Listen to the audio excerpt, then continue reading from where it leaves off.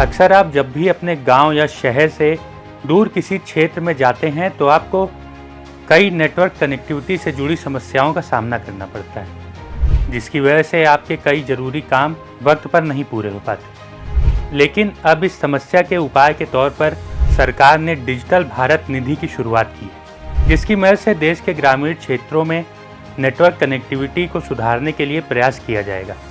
यह क्या है और ये कैसे काम करेगी, जानेंगे आज की इस वीडियो में। सबसे पहले आपको बता दें कि आज हम इस पर चर्चा इसलिए कर रहे हैं क्योंकि टेलीकॉम विभाग ने हाल ही में डिजिटल भारत निधि को एक्टिव बनाने के लिए गाइडलाइंस और नियम जारी किए। डिजिटल भारत निधि यानी डीबीएन की बात करें तो यह भारत सरकार द्वारा शुरू की गई एक नई पहल है।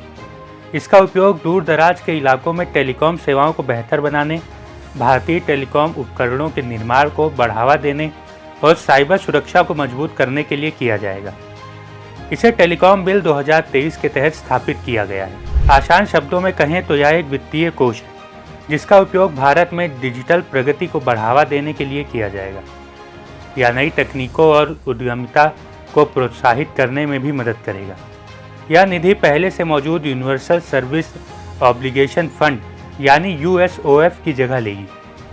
यूएसओएफ टेलीकॉम कंपनियों द्वारा अपने समायोजित सकल राजस्व यानी कि एजीआर पर लिए जाने वाले 5% यूनिवर्सल सर्विस लेवी से प्राप्त धन का एक पूल था। इस फंड का उपयोग रूरल और ग्रामीण क्षेत्रों में टेलीकॉम नेटवर्क के विस्तार के लिए किया जाता था, जहां निजी कंपनियां कम मुनाफे के कारण सेवाएं देने से बचती थी। सरकार का लक्ष्य है कि डीबीएन के तहत प्राप्त धन का उपयोग ग्रामीण और रूरल क्षेत्रों में टेलीकॉम नेटवर्क के विस्तार के लिए किया जाए। साथ ही शहरी इलाकों में भी उन इलाकों को कवर किया जाएगा जहां अभी तक टेलीकॉम सेवाएं नहीं पहुंच सकी। अब जान लेते हैं कि डीबीएन कैसे काम करेगा। तो आपको बता दें कि इसके लिए टेलीकॉम कंपनियों द्वारा डिजिटल भारत निधि में किए गए योगदान को पहले भारत के संचित कोष यानी कंसोलिडेटेड फंड ऑफ इंडिया में जमा किया जाएगा, जिसके बाद सरकार समय समय पर इसमें एकत्रित धन को डीबीएन में जमा करेगी। अब इस डीबीएन में इकट्ठा किए गए पैसों का इस्तेमाल कम सेवा वाले ग्रामीण, रूरल और शहरी क्षेत्रों में टेलीकॉम सेवाओं तक पहुंच और वितरण को बढ़ावा देने, टेलीकॉम सेवाओं, प्रौद्योगिकियों और उत्पादों के अनुसंधान और विकास कोष को बढ़ावा देने, कनेक्टिविटी में सुधार के लिए पायलट परियोजनाओं, परामर्श सहायता और सलाहकार समर्थन का वित्त पोषण करने, टेलीकॉम सेवाओं, इंडस्ट्रीज और उत्पादों को शुरू करने के लिए फंड देने में किया जाएगा। या तो हुई इसके इस्तेमाल की बात।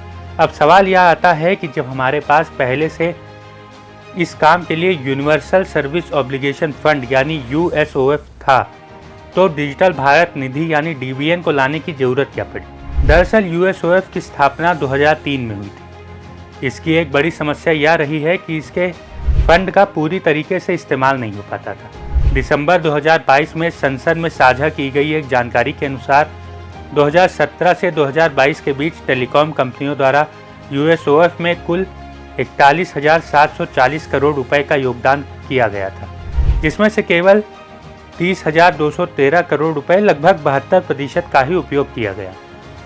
एक्सपर्ट्स का मानना है कि इसकी वजह से ही इस नई निधि को लाया जा रहा है ताकि फंड का इस्तेमाल सही तरीके से किया जा सके। फिलहाल यह आने वाला समय ही बताएगा कि डीबीएन यूएसओएफ से ज़्यादा प्रभावी साबित होगा या नहीं।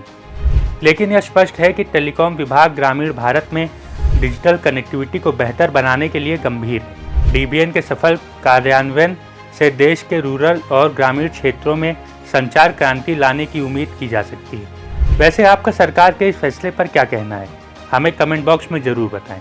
अगर वीडियो पसंद आया है तो इसे लाइक करें और शेयर करें और अन्य जानकारियों के लिए चैनल को सब्सक्राइब करें।